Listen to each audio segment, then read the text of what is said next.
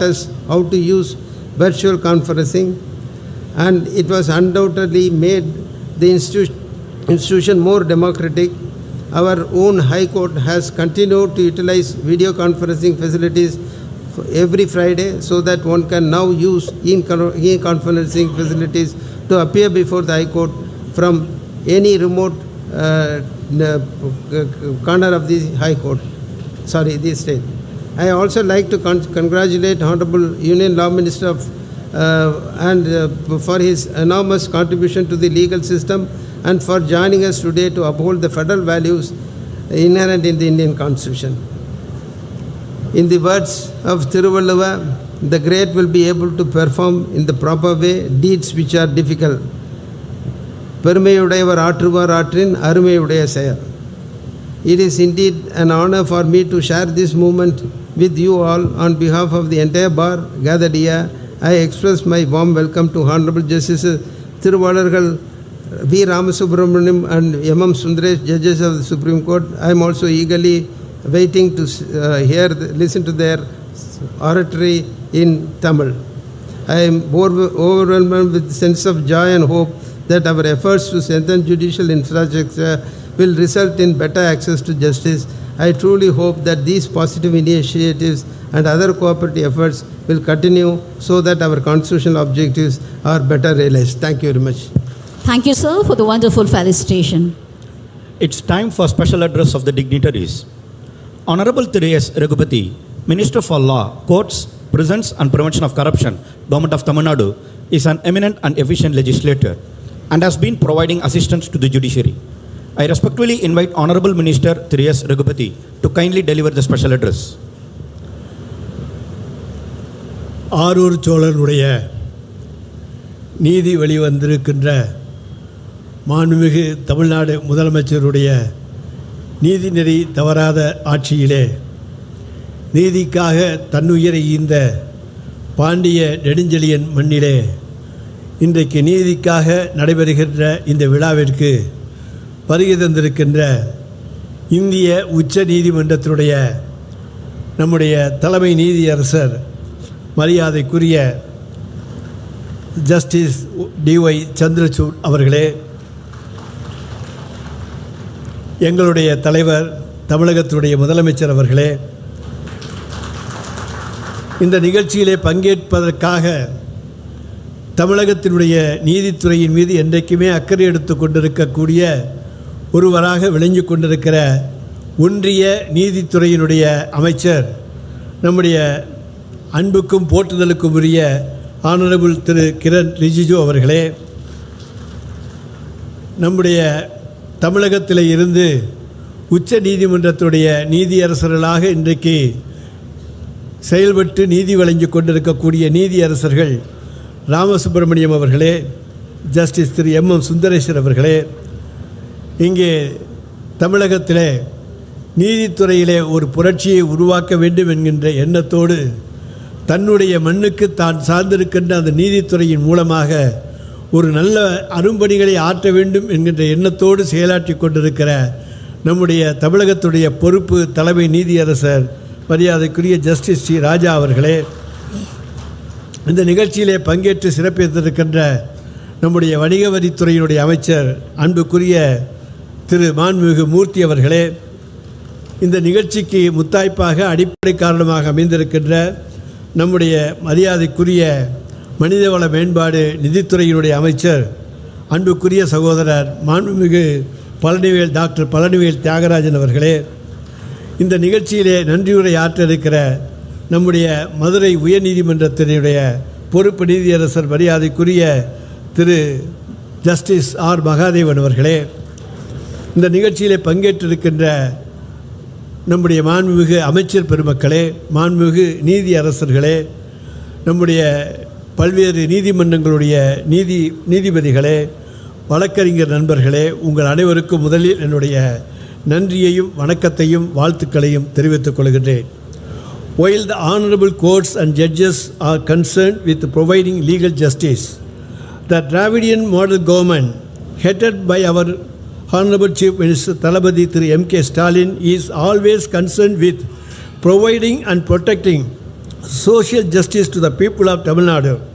Our Honorable Chief Minister is not only an engineer or pioneer in social justice, but also its protector and custodian on the path shown by our late leaders like நம்முடைய அவர் தந்தை பெரியார், பேரறிஞர் அண்ணா, தலைவர் கலைஞர்.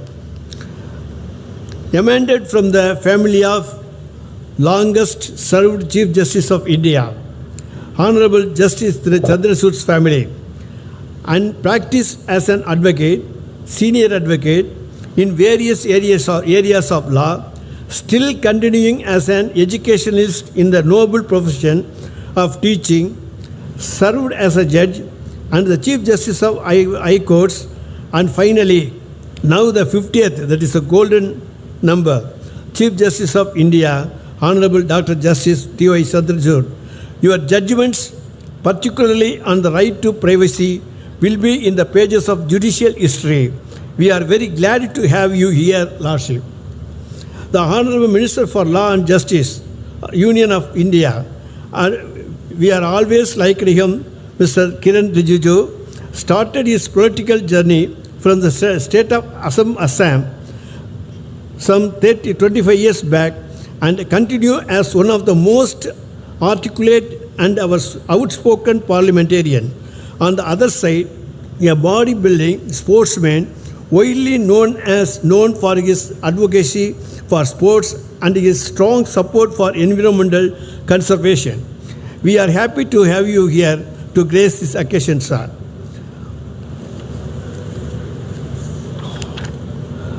While delivering the 19th Sri Gangaram oration during February 2023 on the topic, a perception for justice, quest for fairness and equality for health care, our Honorable Chief Justice of India, Honorable Chief Justice of India D.Y. Chandrachud said, several cases challenging National Medical Commission's decisions or cases relating to NEET have found their way to my bench at the Supreme Court. Often, courts cannot enter policy domain, and it is the duty of the state or union government to listen to the representations made by the students. However, whenever injustice is done, it becomes our bounden duty to intervene. The sheer amount of litigation of NEET cases is indicate of the hopes and aspirations of millions of students. It is proof that medicine is one of the most sought after professions in India. Yet the litigation is also symbolic of the need for reforms in medical education in India. The principles of justice underlie the practice of both law and medicine, and both the fields are concerned with fairness, equality, and well-being of communications and individuals. இது தமிழக மக்களுக்கு நீங்கள் தந்திருக்கின்ற நம்பிக்கையான வார்த்தைகள் என்பதை இந்த நேரத்தில் நாங்கள் மகிழ்ச்சியோடு தெரிவித்துக் கொண்டு, இந்த மாநகர் மதுரையிலே இன்றைக்கு 166 கோடி ரூபாயிலே கட்டப்பட இருக்கிற மாவட்ட நீதிமன்றம் ஒரு மைல்கல்லாக அமையும். இங்கே நம்முடைய பேரறிஞர் பெருந்தகை அண்ணாவிற்கு பிறகு இங்கே வருகை தருகிற முதலமைச்சராக நம்முடைய மாண்புமிகு தமிழ்நாடு முதலமைச்சர் அவர்கள் இருக்கிறார்கள் என்பதையும் நாங்கள் பெருமையோடு சுட்டிக்காட்ட விரும்புகிறோம். அதைப்போல இந்திய உச்ச நீதிமன்றத்துடைய நீதியரசர், அதைப்போல உச்ச நீதிமன்றத்துடைய நீதியரசர்கள், அதைப்போல் நம்முடைய தலைமை நீதியரசர், அதைப்போல இந்திய இந்திய ஒன்றியத்தினுடைய நம்முடைய சட்டத்துறை அமைச்சர், அத்தனை பேரும் பங்கு கொள்கிற விழா நிகழ்ச்சி என்பது முத்தாய்ப்பான நிகழ்ச்சியாக மதுரை நீதிமன்ற வரலாற்றிலே மறக்க முடியாத ஒரு நிகழ்ச்சியாக அமையும் என்பதை சொல்லி வாய்ப்புக்கு நன்றி கூறி விடைபெற்றுக் கொள்கின்றேன். நன்றி, வணக்கம். Thank you, sir, for your enduring and informative special address. Honorable Thiru Justice M.M. Sundaresh, Judge, Supreme Court of India, is well known for his humility and cordiality. His Lordship possesses all the fine tributes of a judge. His Lordship's proficiency, affinity and command over the Tamil language, culture and literature is well known to all. With all humbleness, I invite Honorable Thiru Justice M.M. Sundaresh, Judge, Supreme Court of India, to kindly deliver this special address.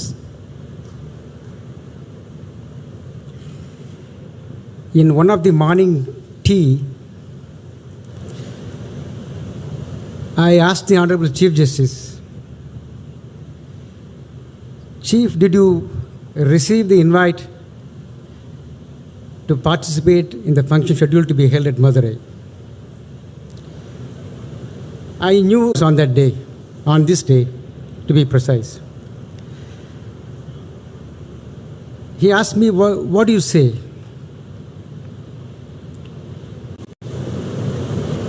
He knew the answer.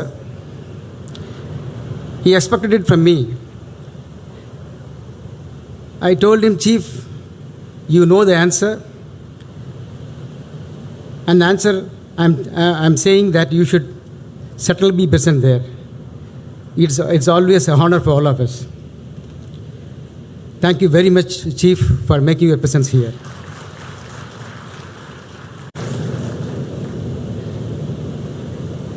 He is a flying minister. I used to wonder about Honorable Minister for Law as to how he manages his time. More often than not, he would sleep on his travel. In his busy schedule, he is present among us. Therefore, along with you, I also welcome him. Honorable Sri Kiran Rijiju.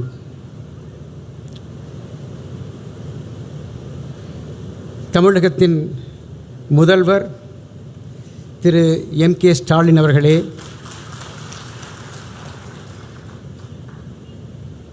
என் அருமை சகோதரர், எல்லா வகையிலும் எனக்கு உறுதியாக இருப்பவர் நீதியரசர் திரு we. Ramasubramaniam அவர்களே,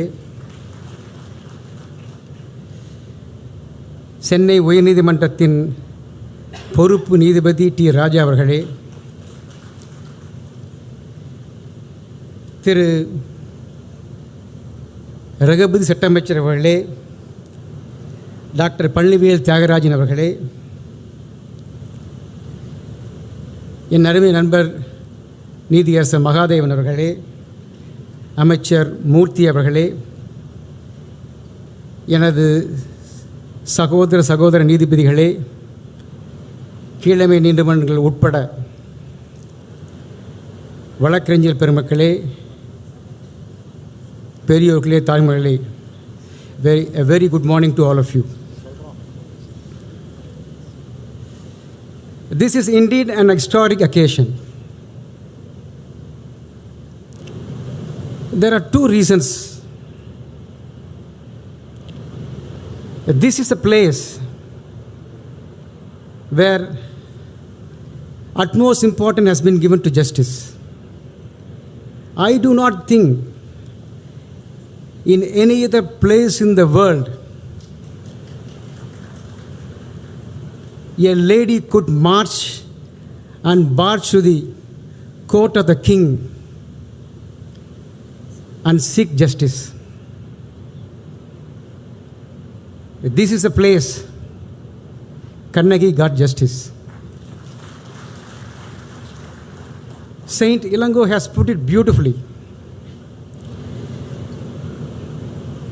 When Kannagi started her march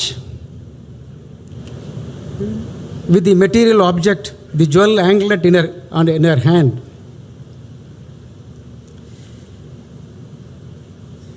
the entire public was disturbed,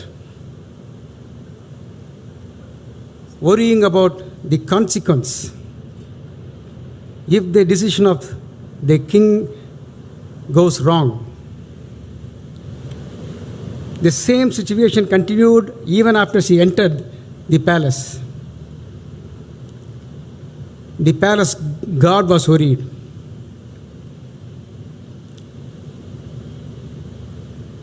When she entered the palace with full of tear and anger, the king trembled. When she spoke, the king died after hearing her words. He gave up his life Thereafter, as what remained was merely bestial. The queen followed. The entire city suffered.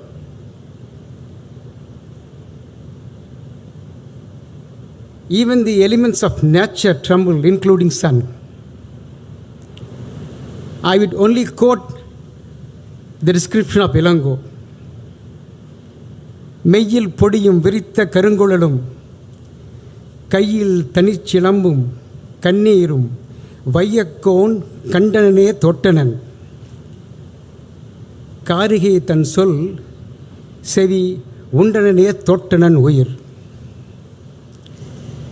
That is the level of justice this place has witnessed. Therefore, it is befitting that the Honorable Chief Justice is here today. The second reason, district judiciary is the backbone of the justice dispensation. A view which is very often reiterated by the Honorable Chief Justice. He said, please do not call it as subordinate judiciary. It is district judiciary. If a person dispensing justice is a public servant, there can never be a difference between a civil judiciary division and the Chief Justice of India. This is not my word, it is his words.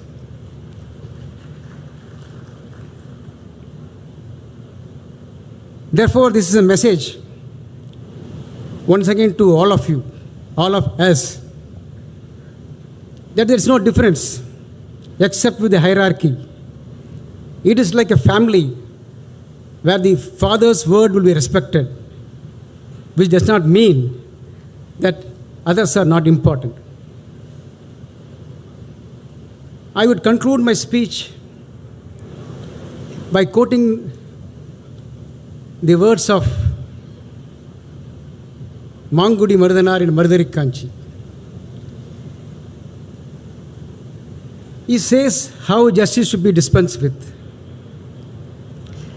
What we are repeating today while taking oath has been spoken about him thousands of years ago. Achamum avalamum arvamum nikki செற்றமும் உவகையும் செய்யாது காத்து ஞமன் கோலன்ன செம்மத்தி ஆகி சிறந்ததன் கொள்கை அறம்புரி அரங்கம். Without fear or favor, ill will or affection, anger or happiness, dispense with justice by not merely upholding law alone. I wish and trust we will really dedicate ourselves to the cause. Thank you very much for giving this opportunity. Thank you, Lordship, for the splendid and motivating special address. The message of your Lordship would be definitely followed by all concerned. Honorable Thiru Justice V. Ramasubramanian, Judge, Supreme Court of India, is widely acclaimed for his scholarly trait, wit and humor, evincing the combination of passion for humanity and high legal technique. His Lordship's contribution to the Tamil language is well known and widely recognized, as we all are the beneficiaries of his speeches and writings. With all great respect, I invite Honorable Thiru Justice V. Ramasubramanian, Judge, Supreme Court of India, to kindly deliver the special address. மாண்புமிகு இந்திய உச்ச நீதிமன்றத்தின் தலைமை நீதியரசர் doctor டி.ஒய். Chandrachud அவர்களே, இந்திய நாட்டினுடைய சட்டம் மற்றும் நீதித்துறையினுடைய அமைச்சர் திரு கிரண் ரிஜிஜு அவர்களே, சென்னை உயர்நீதிமன்றத்தினுடைய பொறுப்பு தலைமை நீதிபதி திரு ராஜா அவர்களே, என்னுடைய சகோதரர் நீதியரசர் திரு சுந்தரேஷ் அவர்களே, தமிழக அமைச்சரவையில் இடம்பெற்றிருக்கிற பல அமைச்சர்களே, நான் ஒவ்வொருவர் பெயரையும் சொன்னால் எனக்கு கொடுத்திருக்கிற 3 நிமிடங்கள் எனக்கு போதாது என்கிற காரணத்தால் ஒட்டுமொத்தமாக உங்கள் அனைவருக்கும் என்னுடைய முதற்கண் காலை வணக்கங்களை தெரிவித்துக் கொள்கிறேன்.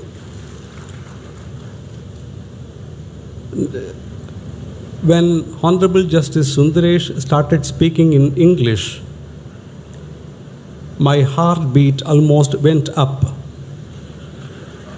Because normally he starts speaking in Tamil and switch over to English, paving the way for me to follow him.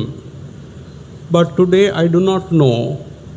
Probably the seat next, the chair next to which he is seated made him start the speech in English first.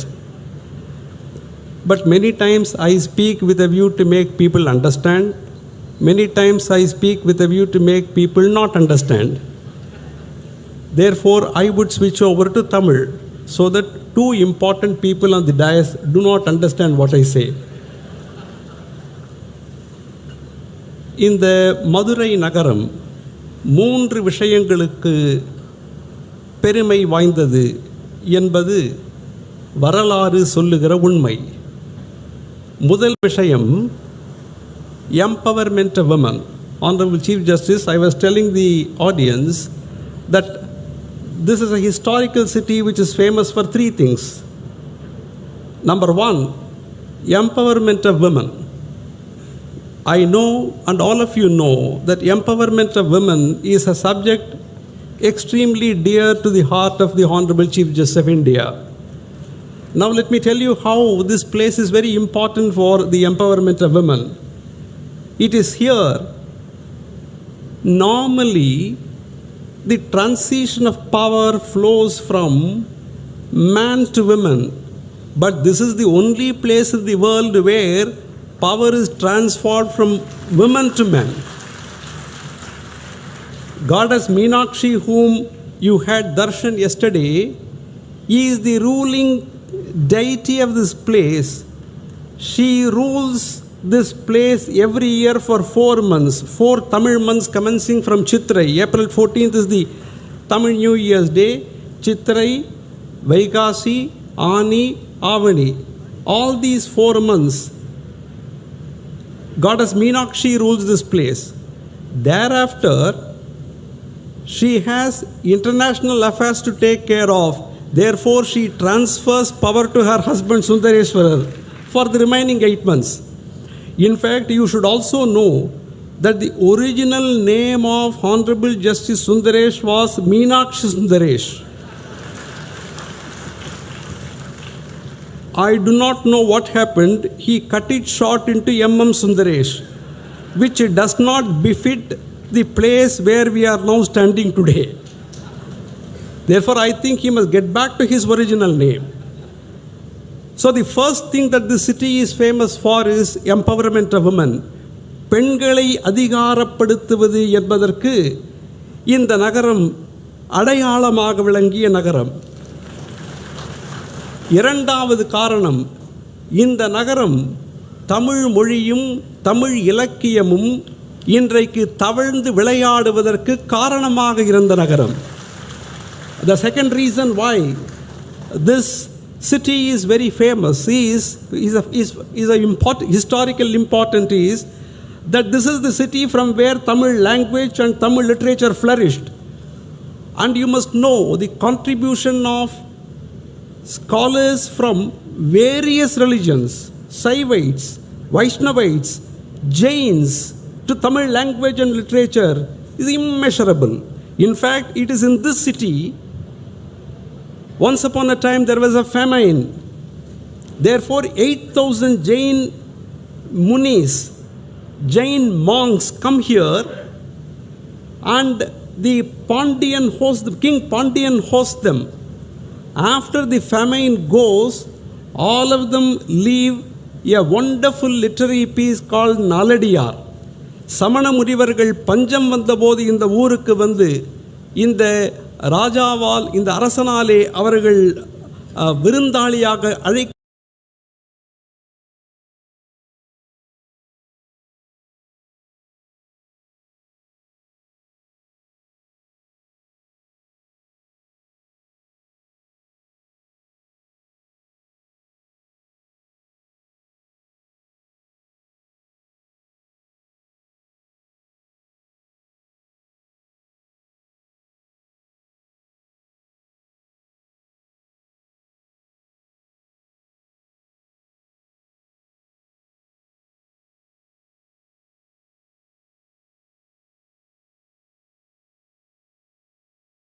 art of multiplying by words to call that which is white as black and that which is white as black, that which is black as white, according as they are paid என்று சொன்னான். அதைவிட அற்புதமாக அதிவீர ராம பாண்டியன் சொன்னான், பொய்யுடை ஒருவன் சொல்வன்மையினால் மெய்போலுமே மெய்போலுமே, மெய்யுடை ஒருவன் சொல்ல மாட்டாமையார் பொய்போலுமே பொய்போலுமே. The first definition of lawyers was given by Adivira Rama Pandian. I am happy that there is something which is missing in Madurai today. What is that which is missing? Silappadigaram, one of the greatest epics of Tamil literature, refers to what is called Sadukka Budam. In Madurai, there was a demon called Sadukka Budam. Whoever speaks a lie, that Budam will catch hold of and swallow. Fortunately, that Sadukka Budam is not available now. Therefore, I think we as a community escape.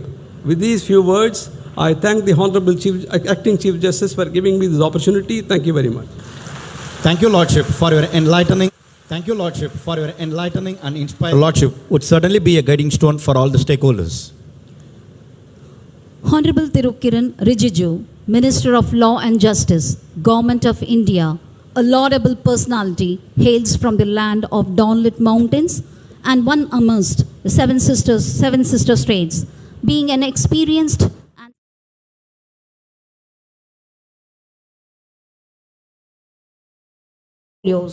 the Honorable Minister has been the catalyst in various projects of Department of Justice, especially the Phase 3 of E-Courts project for the District Judiciary aimed at enhancing judicial institutions and efficiency of courts.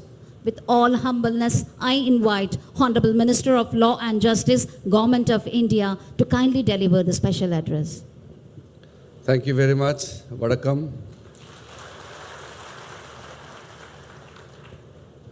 I was introduced as a very seasoned politician, but the former Chief Justice of India, when we met for the first time, he thought I am a college-going student. So, but I keep telling people, don't go by my looks, it's very deceptive. I'm not as young as I look. So, I'm happy to be today introduced as a very senior and seasoned politician for the first time. Honorable Chief Justice of India, Justice D.Y. Chandrachud, Honorable Chief Minister of Honorable Justice V. Rama Subramaniam, Judge Supreme Court of India, Honorable Justice M.M. Sundaresh, Judge Supreme Court of India, Honorable Justice T. Raja, Acting Chief Justice Madras High Court, Sri Thiru S. Raghupati, Law Minister, Tamil Nadu, Thiru Dr. Palanivel Thiagarajan, Finance Minister, Tamil Nadu, Thiru P. Murthy, Minister, Commercial Tax, Tamil Nadu, Honorable Mr. Justice Mahadevan, Judge, Madras High Court, and the other senior judges of Madras High Court, all their brothers and sister judges of Madras High Court, and judges from district and other courts coming from all over Tamil Nadu, the learned Advocate General, all the invited guests. Today I am extremely delighted to be coming to this historic city of Madurai for the first time.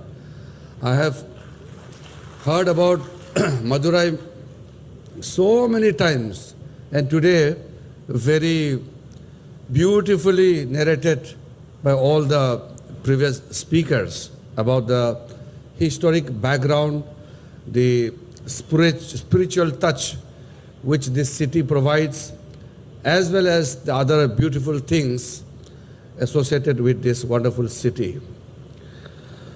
Well, I will not speak long. My drafted speech copy is too thick. If I read the entire speech, it will become too long.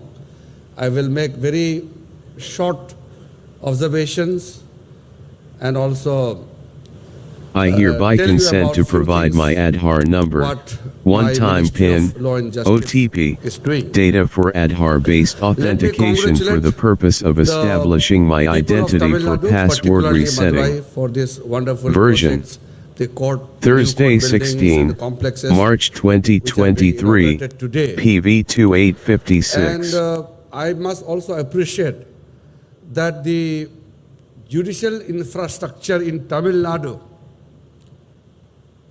all over this state in Tamil Nadu, are comparatively better than many of the states in India.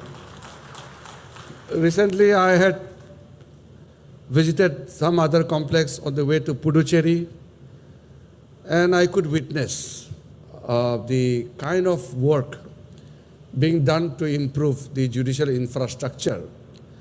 And it is possible only when the judiciary and the government come together and understand the issues and try to solve it.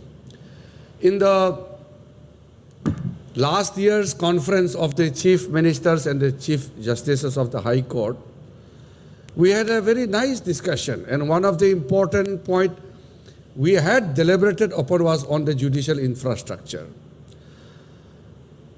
We had also agreed that there would be some formal kind of setup where the chief minister and the chief justice of the High Court will work together with a nominated team of officers and judicial officers and administrative officers to identify the gap and other issues concerning the challenges faced by the judiciary. Because what I found is some of the funds which we provide from the government of India are not fully utilized. On the other hand, there are demands for more funds for judicial infrastructure, but certain amount of funds remain unutilized.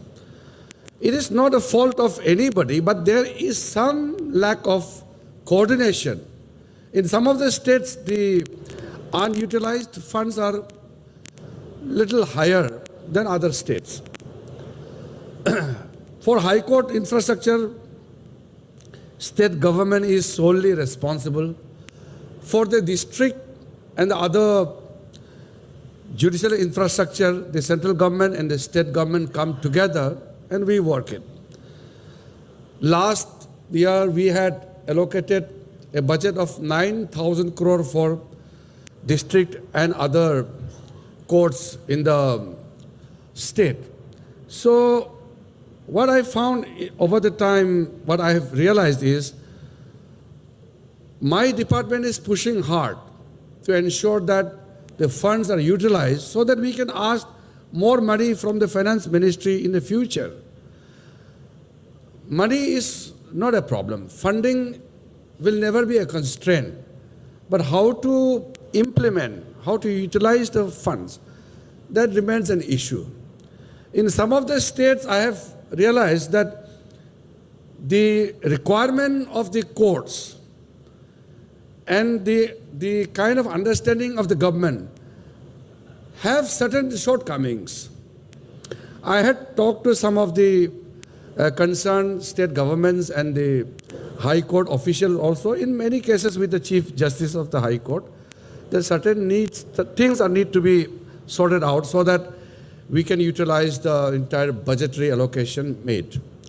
And I'm told Tamil Nadu, Honorable Chief Minister is here, the funds are provided and facilities are created. In the new central sponsored scheme for judicial infrastructure, we had added toilets, smart rooms, to have the best facilities available, especially the technological support system must be in place. And the toilets, lawyers' hall, and we have also stressed that the ladies' toilets, ladies' lawyers' hall, this must be ensured so that we give our women a proper place to work. Besides that, the amazing work which Justice D.Y. Chandrachud had initiated under his leadership for the e-court special project. And we are constantly in touch on this matter. My Department of Justice and the Supreme Court E-Committee, they are working as a team. And the 7,000 crore announced in the last budget will be a game changer. And I'm very happy to inform that Honorable Chief Justice himself is still leading the E-Committee. He is now the Chief Justice of India, but he's driving the e-court projects because it is very, very critical. In the near future, we all want to see the Indian judiciary going completely paperless. So, the main challenges what we face today, in as much as the pendency of the cases, the process itself is a huge challenge. I have tried to understand why so much of pendency cases are coming up every day. I am not from a legal background, so I don't know much about how the courts function, what are the regular problems faced by the advocates. But when I was in the Home Ministry in the previous tenure, I had learned certain things about the investigating officers, the filing of the charge sheets, cases and everything, which takes long time, much beyond what is expected to.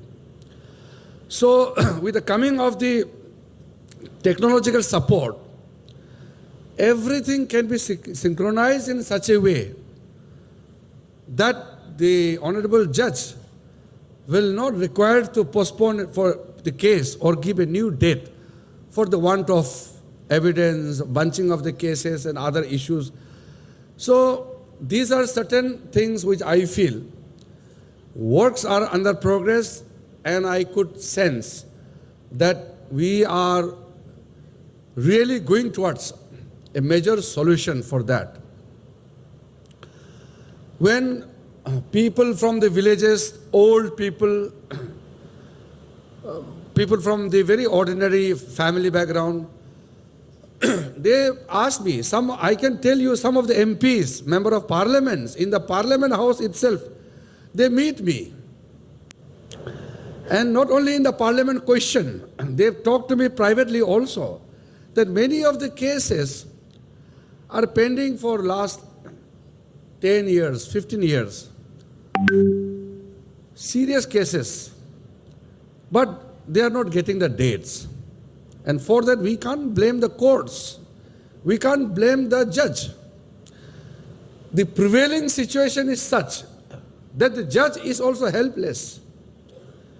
We need to identify, I'm not going to elaborate here, but these are the things which has really bothering me for quite some time. When we see that the total pendency of the cases in the country is rising above 4 crore and 90 lakhs, definitely it is a matter of great concern, not only for me, but the entire fraternity. There may be separation of power, division of works between executive and judiciary, but that doesn't mean that we do not require to work together. In fact, we have to work as a team for the larger goal in the interest of the citizens of our great country. So I feel the present moment we are working as a team.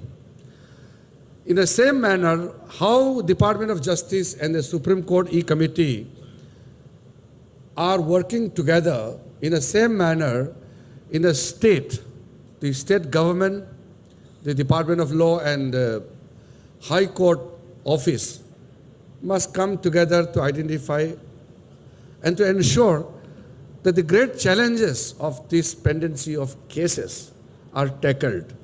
Many people also tell me that next year, by the end of next year, it will be close to 6 crore. Some of the honorable senior judges mostly retired judges also informally said that in next 5 years the pendency will be 10 crore. Now that is really a staggering figure, and it is a matter of great concern for all of us.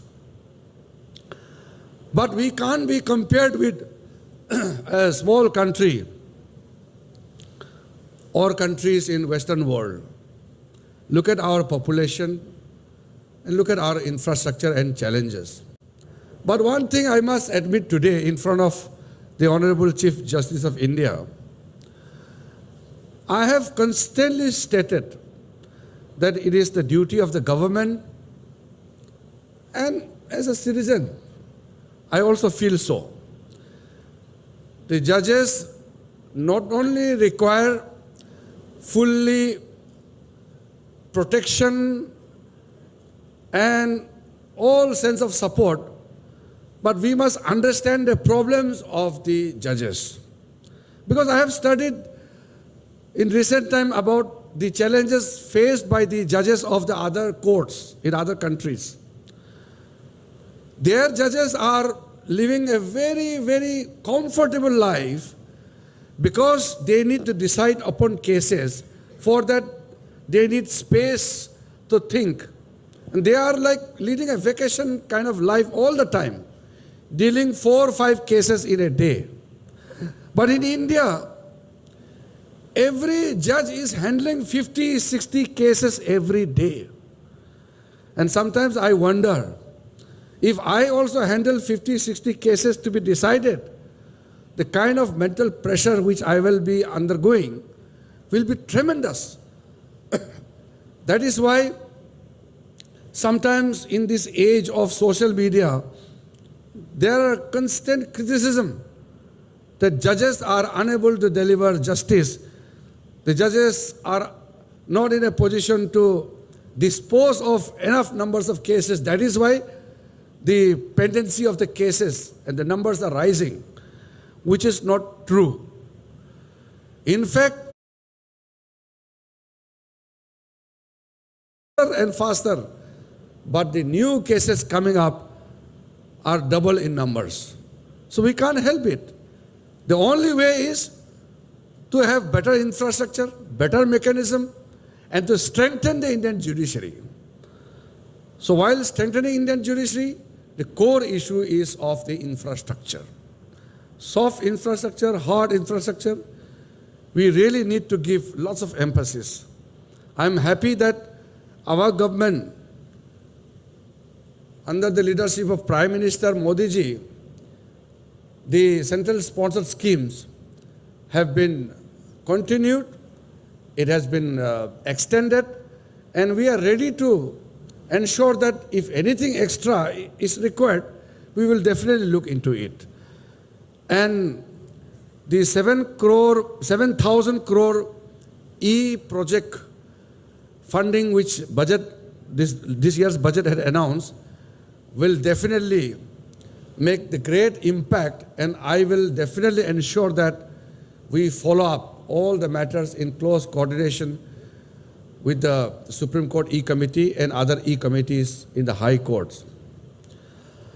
I would like to just quote one line from what Honorable Prime Minister Modi ji had said in the Law Ministers' Conference.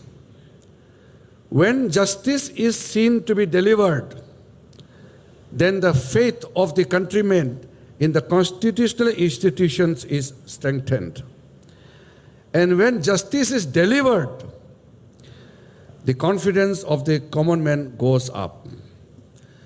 While we are talking about delivering justice to the common people, the issue of common man's language comes into mind. I had stated in earlier occasions also that when we talk about Indianization of the Indian judiciary, language is a very critical matter. I would be happy to see all the courts in Tamil Nadu to use Tamil language. In the High Court, definitely there is a challenge. We need to handle it, Honorable Chief Justice D.Y. Chandrachud is well aware of the issue, and he is also very proactive in promoting the Indian languages of different states. And Tamil is a classical language, and we are proud of Tamil language. And we would like to see, not only in the lower judiciary, but in the high courts and in the Supreme Court in the future, in the age of this technology, translation, the instant translation, transcription is available. Why not someday? We all dream that Tamil language will be used in the Supreme Court also. The recent meeting which I had with the Bharatiya Bhasha Samiti, that committee is headed by the former Chief Justice of India, Justice Bobde. I had a very fruitful meeting with the committee members. And we are working with a time frame now, because the committee was constituted some years back. But now we are developing a common core vocabulary, which means that all the Indian languages will have certain common usages, the legal terminologies, some of the languages which we have a common source. This is quite a technical issue, so a team is working on that. And I have clearly stated that within this year, within 6 months, a report must be tabled to the government of India to ensure that we really take the first concrete step in creating Indian languages to be used commonly in all the courts of India. Similarly, we are also trying to ensure that the common people do not face the hurdles in reaching the courts. The courts, Indian courts, must be readily available for the most downtrodden section of our society. I have interacted with some of the people. They said they get scared to go to the high court. So the mobile court can move around. If you have to obtain certain statements, record some statements, the police and our district judge or the civil judge or metropolitan magistrate can record in mobile once in a month and make people feel comfortable in facing the law. Why should a common man be scared to face the law? Why should somebody be under tremendous pressure to undergo the legal scrutiny? It must be easy and it must be very, very normal. It should appear normal to face the court. Even we tell the police stations also, the police officers must appear very soft with the common people. Why should people feel scared of police? People must feel protected whenever they see the police. In the same manner, when a common citizen goes to the court, he or she must be very comfortable that he is in the courtroom. One should not be scared to face the law. That is why there are many steps which we need to take in a combined and as a team manner. During the pandemic, I have taken the report of the performance of the Madras High Court and the entire courts in Tamil Nadu. Excellent performance, and the performance in terms of delivering justice to the people in the state of Tamil Nadu was very, very appreciable. And I must thank all the judicial officers, all the honorable judges, and the support system which you have. And of course, the support of the state government. The Honorable Chief Minister is here. We must always ready to face any challenges, and COVID situation was such a new thing for all of us. We were all nervous, but we worked as a team, as a nation. And Honorable Chief Justice of India had a tremendous role to play in terms of using technology during this pandemic period. As I said, I don't want to touch upon many other subjects. There are many things I feel like sharing with you, but after seeing such a wonderful gathering, even if I don't say much, I'm sure you get my sense. Finally, I just want to touch upon one subject. The fast-track courts are established all over the country. And the fast-track special courts are established especially for heinous crimes against women and children. When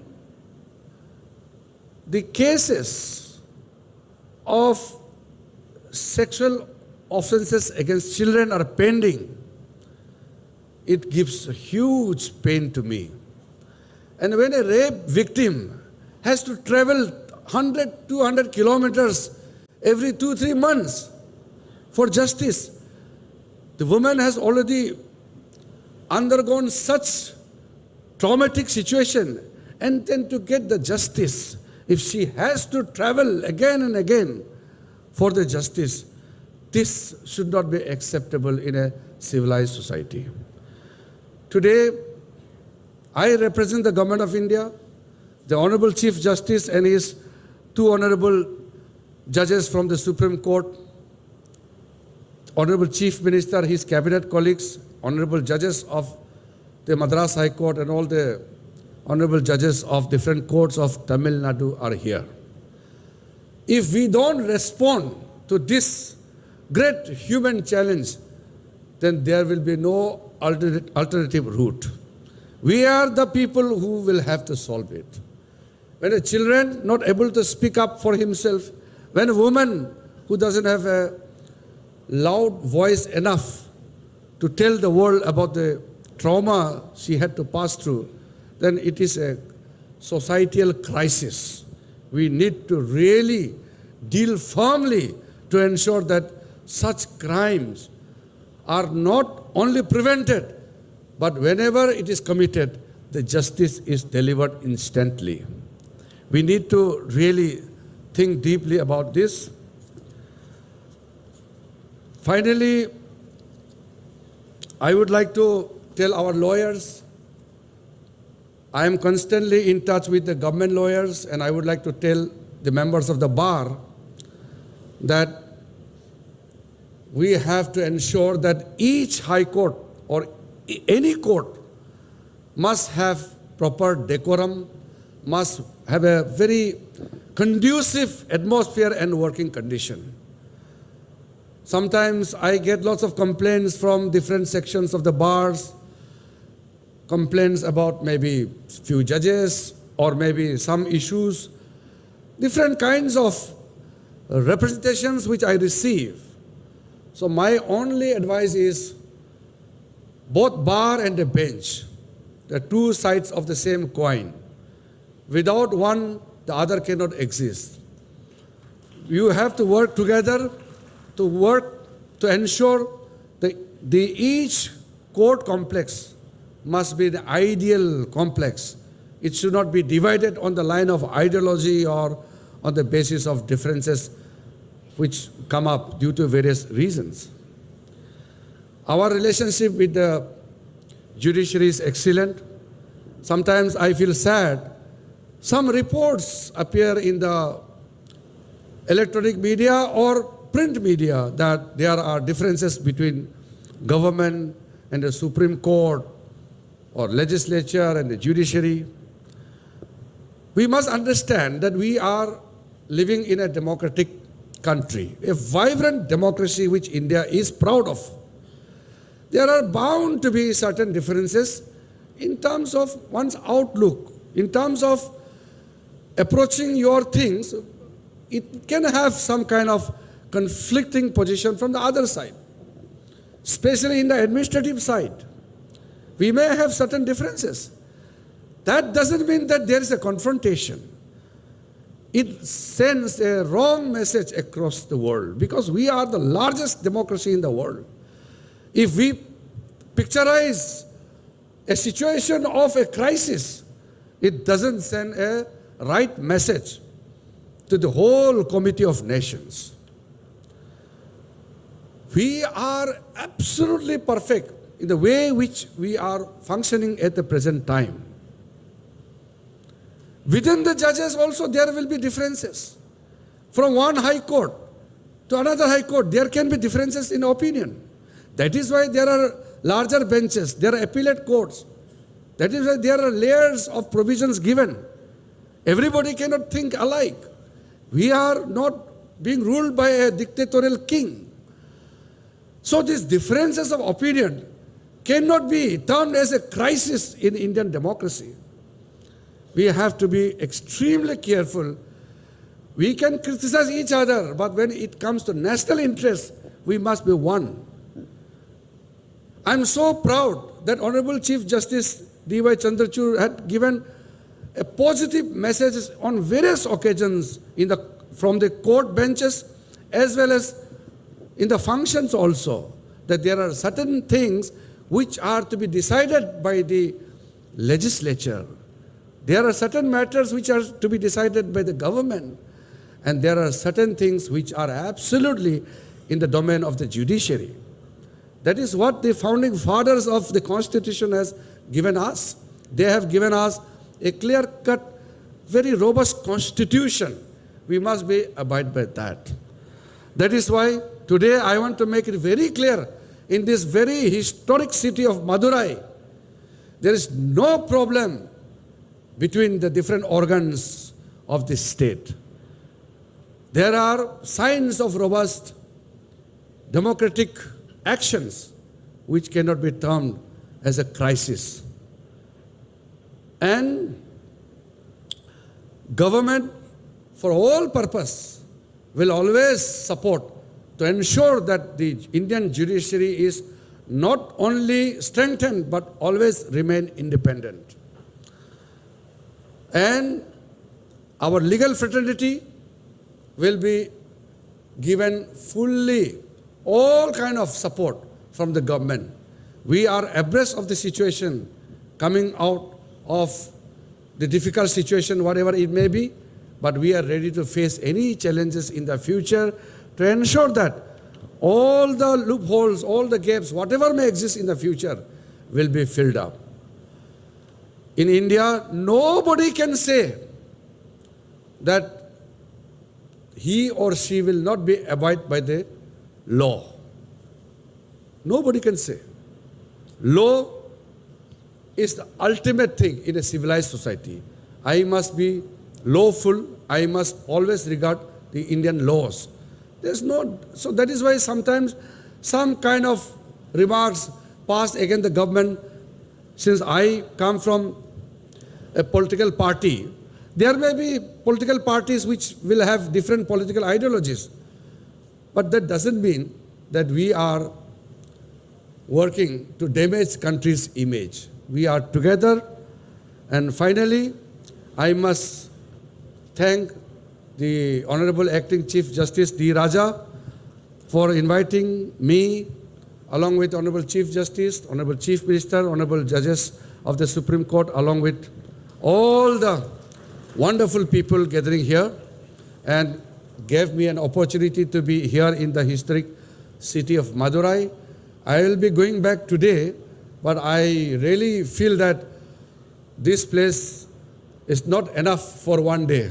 One must come here at least 2-3 days to explore.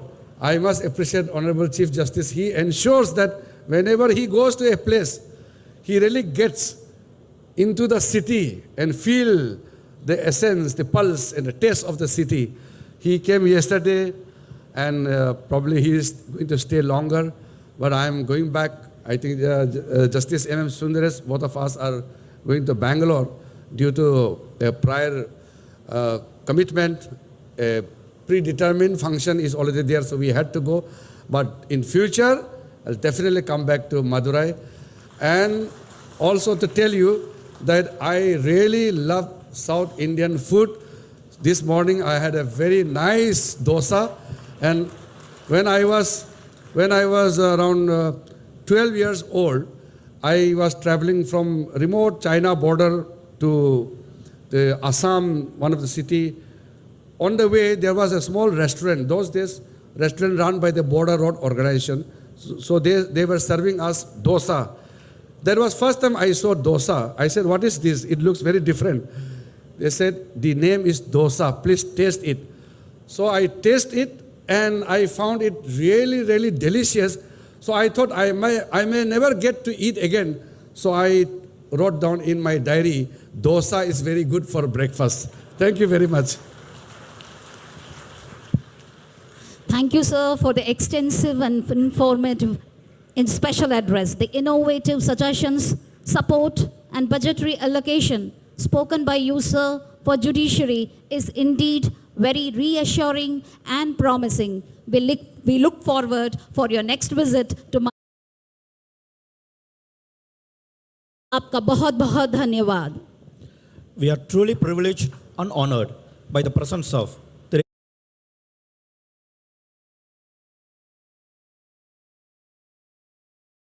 the inauguration function, first being at the principal seat last year. மதிப்பிற்கும் மரியாதைக்கும் உரிய மாண்புமிகு தமிழக முதலமைச்சர் திரு மு க ஸ்டாலின் அவர்களை தலைமை உரையாற்ற பணிவுடன் அழைக்கிறேன்.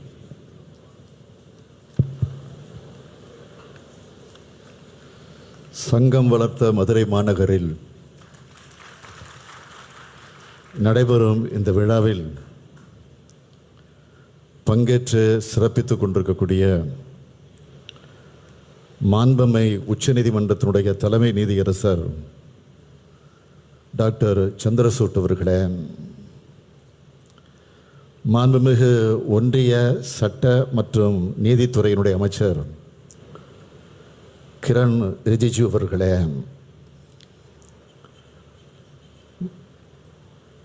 மாண்புமை உச்சநீதிமன்றத்தினுடைய நீதியரசர்கள் திரு ராமசுப்ரமணியன் அவர்களே, திரு சுந்தரேஷ் அவர்களே, மாண்புமை சென்னை உயர்நீதிமன்றத்தினுடைய தலைமை பொறுப்பு நீதியரசர் திரு ராஜா அவர்களே, மாண்புமிகு அமைச்சர் பெருமக்கள் ஐ பெரியசாமி அவர்களே, KSSR ராமச்சந்திரன் அவர்களே, தங்கம் தென்னரசு அவர்களே, பெரிய கருப்பன் அவர்களே,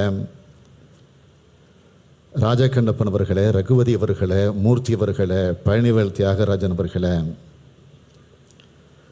நிறைவாக நன்றி உரை ஆற்ற இருக்கக்கூடிய மாண்புமை சென்னை உயர்நீதிமன்றத்தினுடைய நீதியரசர் மகாதேவன் அவர்களே, மாண்புமை சென்னை உயர்நீதிமன்றத்தினுடைய மற்றும் மதுரை கிளையினுடைய நீதியரசர்களே, நாடாளுமன்ற சட்டமன்ற உறுப்பினர்களே, அரசு தலைமை வழக்கறிஞர் திரு சண்முகசுந்தரம் அவர்களே, சென்னை உயர்நீதிமன்றத்தினுடைய பதிவாளர் திரு தனபால் அவர்களே, மாவட்ட ஆட்சித்தலைவர் அவர்களே, அரசு உயர் அலுவலர்களே, காவல்துறை உயர் அலுவலர்களே, என் பேரன்பிற்குரிய வழக்கறிஞர் பெருமக்களே, மதுரை பார் உறுப்பினர்களே, பத்திரிகை மற்றும் ஊடகத்துறையை சார்ந்திருக்கக்கூடிய நண்பர்களே, உங்கள் அனைவருக்கும் என்னுடைய அன்பான வணக்கம்.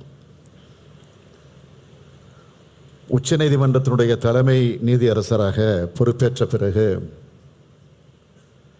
தமிழ்நாட்டுக்கு முதலாக வருகை தந்திருக்கும் மாண்புமை நீதியரசர் சந்திரசூட் அவர்களுக்கு எனது வாழ்த்துக்களை தெரிவித்து தமிழ்நாட்டின் முதலமைச்சர் என்ற வகையிலே நான் வருக வருக வருக என வரவேற்கிறேன். I welcome you to Madurai, the land where Kannagi stood up against a mighty king to get justice. பொதுமக்களுக்கு சேவையாற்றுவதே எனது முன்னுரிமை. நாட்டிலுள்ள அனைவருக்காகவும் நான் பணியாற்றுவேன் என்று சொல்லி தலைமை நீதியரசராக பதவியேற்றுக் கொண்ட தாங்கள் உச்சநீதிமன்றத்தினுடைய அரசியல் சாசன அமர்வுகளில் இடம்பெற்று வரலாற்று முக்கியத்துவம் வாய்ந்த வழக்குகளில் முக்கிய தீர்ப்புகளை வழங்கியிருக்கிறீர்கள். தமிழ்நாட்டின் மீதும் தமிழ்நாட்டு மக்கள் மீதும் தங்களுக்கு தனி பாசம் உண்டு. கோவிட் 2வது அலையின் போது அதை கட்டுப்படுத்துவதில் நாட்டிலேயே சிறந்த மாநிலங்களில் ஒன்றாக தமிழ்நாடு விளங்கியது என்றால் நமது மருத்துவ உட்கட்டமைப்பை சுட்டிக்காட்டி தமிழ்நாடு அரசின் செயல்பாடுகளை தலைமை நீதியரசர் அவர்கள் ஒரு வழக்கின் போது பாராட்டியிருந்தார். அதற்காக நான் இந்த நேரத்தில் அவருக்கு நன்றி தெரிவிக்கிறேன். தொழில்நுட்பம், பதிவகம் மற்றும் நீதித்துறை சீர்திருத்தங்கள் மேற்கொள்ளப்படும் என்று அவர் பொறுப்பேற்ற போது சொன்னதற்கேற்ப தமிழ் உள்ளிட்ட மாநில மொழிகளில் உச்சநீதிமன்றத்தின் தீர்ப்புகள் சமீபத்தில் வெளியாகியிருப்பது மிகுந்த மகிழ்ச்சி அளிக்கிறது. தமிழ்நாட்டிலிருந்து உச்சநீதிமன்றத்திற்கு சென்று சிறப்பான தீர்ப்புகளை வழங்கி தமிழ்நாட்டுக்கு பெருமை சேர்த்து கொண்டிருக்கக்கூடிய மாண்புமை நீதியரசர்கள் திரு ராமசுப்பிரமணியம், திரு எம் சுந்தரேஷ் ஆகியோருக்கும் சென்னை உயர்நீதிமன்றத்தினுடைய பொறுப்பு நீதியரசர் மாண்புமை திரு ராஜா ஆகியோருக்கு நான் இந்த நேரத்தில் என்னுடைய நன்றி கலந்த வணக்கத்தை தெரிவித்துக் கொள்ள விரும்புகிறேன். சிறப்பாக நடைபெற்று கொண்டிருக்கக்கூடிய இந்த சீர்மிகு விழாவில் கலந்து கொள்வதில் நான் மிகுந்த மகிழ்ச்சி அடைகிறேன். இன்றைக்கு சென்னை உயர்நீதிமன்றத்தினுடைய கிளை மதுரையில் அமைந்திருக்கிறது என்றால் அதற்கு அடித்தளமிட்டவர் முத்தமிழறிஞர் தலைவர் கலைஞர் அவர்கள். 1973ஆம் ஆண்டு முதல் முயற்சி செய்து 2000 ஆண்டு முதலமைச்சர் தலைவர் கலைஞர் தலைமையில் அடிக்கல் நாட்டி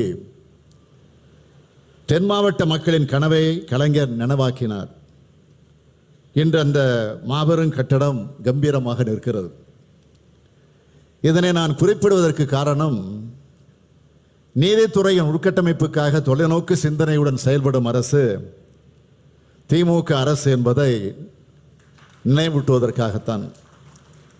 நீதி நிர்வாகம் சுதந்திரமாகவும் நியாயமாகவும் செயல்படுவதற்கு ஏதுவாகவும் பொதுமக்களுக்கு விரைந்து நீதி வழங்குதலை உறுதி செய்யும் வகையிலும் நீதிமன்றங்களுக்கு தேவையான கட்டட வசதி, மனித ஆற்றல், பிற உட்கட்டமைப்பு வசதிகளை போதுமான அளவில் ஏற்படுத்தி கொடுப்பது மிக அவசியம் என்பதை உணர்ந்துள்ள தமிழ்நாடு அரசு அதற்கு முன்னுரிமை அளித்து செயல்பட்டு வருகிறது.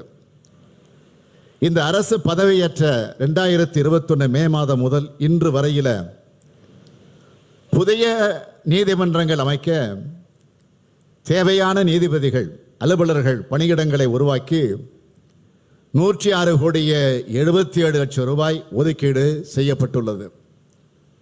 6 மாவட்ட மற்றும் அமர்வு நீதிமன்றங்கள், 12 சார்பு நீதிமன்றங்கள், 7 முதன்மை குற்றவியல் நடுவர் நீதிமன்றங்கள், 14 மாவட்ட உரிமையியல் மற்றும் குற்றவியல் நடுவர் நீதிமன்றங்கள், 3 கூடுதல் மாவட்ட நீதிமன்றங்கள், 1 கூடுதல் சார்பு நீதிமன்றம் மற்றும் 1 மாவட்ட உரிமையியல் நீதிமன்றம் உள்ளிட்ட 44 புதிய நீதிமன்றங்கள் அமைப்பதற்கு ஆணைகள் வெளியிடப்பட்டுள்ளன.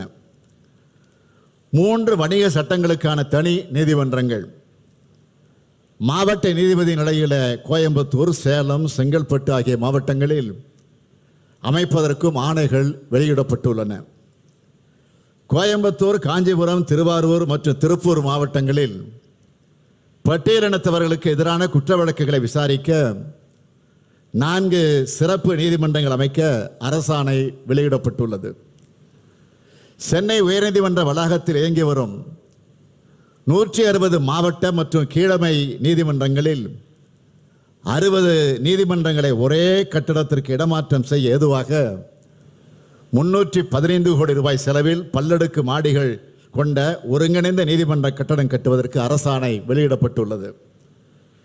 டாக்டர் அம்பேத்கர் அரசு சட்டக்கல்லூரியின் கட்டடத்தை அதன் பாரம்பரியம் சிதையாமல் புதுப்பிக்க 23 கோடி ரூபாய் அரசால் ஒப்பளிப்பு செய்யப்பட்டுள்ளது. புதியதாக நீதிமன்றங்கள் கட்டடங்கள் கட்டுதல், குடியிருப்பு கட்டடங்கள் கட்டுதல், பழைய நீதிமன்ற கட்டடங்களை பராமரித்தல் ஆகிய பணிகளுக்கு 297 கோடி ரூபாய்க்கு அரசு ஒப்புதல் அளித்துள்ளது. வழக்குரைஞர் நலநிதிக்கு அரசு சார்பில் 8 கோடி ரூபாய் மானியம் வழங்கப்பட்டுள்ளதோடு வழக்குரைஞர்களுக்கான சேம நல நிதி 7 லட்சம் ரூபாயிலிருந்து 10 லட்சம் ரூபாயாக உயர்த்தப்பட்டுள்ளது. புதியதாக பதிவு செய்யப்பட்ட 1000 இளம் வழக்கறிஞர்களுக்கு ஊக்கத்தொகையாக 3000 ரூபாய் மாதந்தோறும் வழங்கிட ஒப்பளிப்பு வழங்கப்பட்டிருக்கிறது.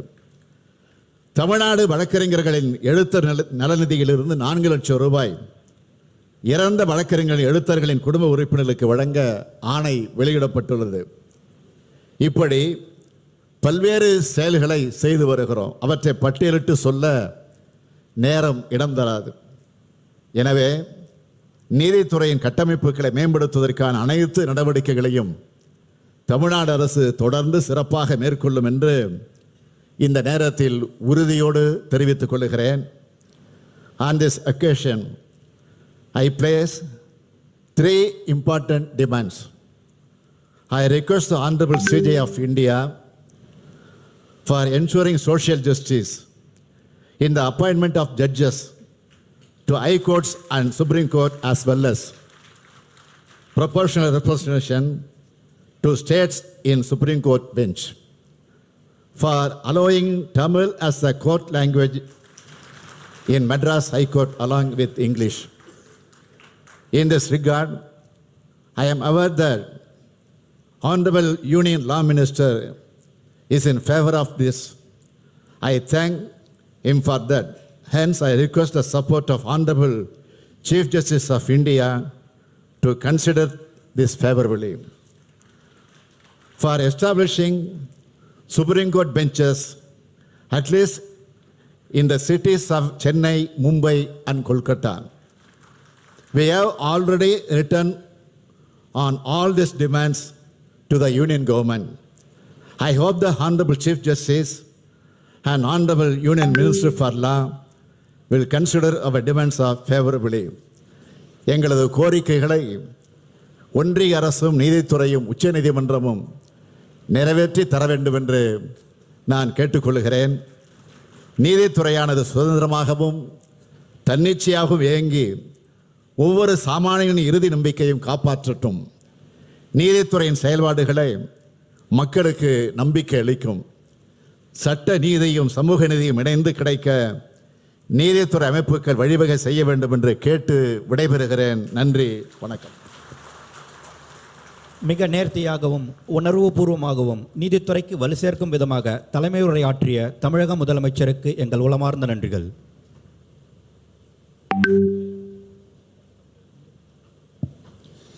We are truly privileged, honored and delighted to have Honorable Dr. Justice D.Y. Chandrachud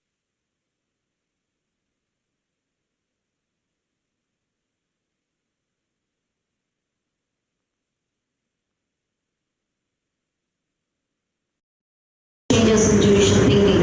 This nation witnessed the great spurt in the use of technology owing to the global pandemic situation. Technology is going to stay. His Lordship is always exploring the potential of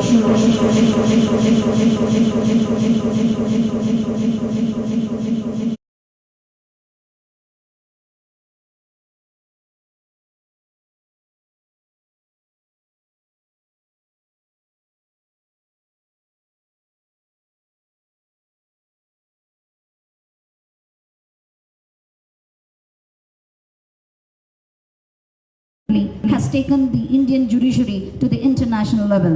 It is impossible to describe the manifold and multifaceted contributions made by His Lordship. With all humbleness, I now invite Honorable the Chief Justice of India to deliver the inaugural address.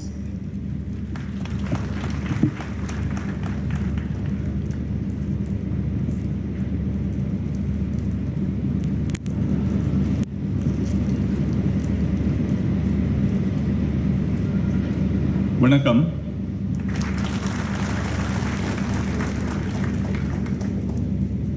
The Honorable Chief Minister of Tamil Nadu, Thiru M.K. Stalin, Thiru Kiran Rijiju, the Union Minister of Law and Justice, my distinguished colleagues, Justice V. Ram Subramaniam, Justice M.M. Sundaresh, Honorable Justice T. Raja, the Acting Chief Justice of the Madras High Court,